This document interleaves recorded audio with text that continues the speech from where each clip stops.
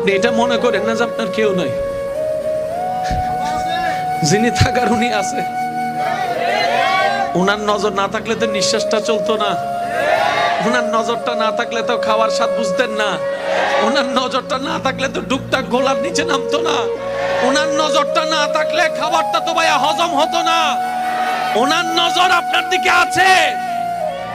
উনি আপনার শত্রুদেরকে সময় দিচ্ছেন আর এদিকে আপনার ধৈর্যের পরীক্ষা নিচ্ছেন।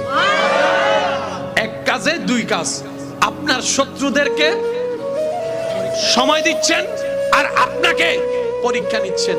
এবার আপনি বলবেন আমার তো কোনো অপরাধ নাই, বিনা অপরাধে সাজা কেন? তাইলে তো আপনার জন্য ডবল শুকরিয়ার বিষয়। সেটা হচ্ছে আল্লাহ তাআলা আপনাকে 10,000 বছর আগুনে জ্বলার মতো গুনাহ যেটা আপনি করেছেন ওইটা থেকে বাঁচানোর জন্য 3-4 মাসের 3 বছর 5 বছরের একটা দুনিয়ার কষ্ট দিয়ে দিচ্ছেন। সুবহানাল্লাহ।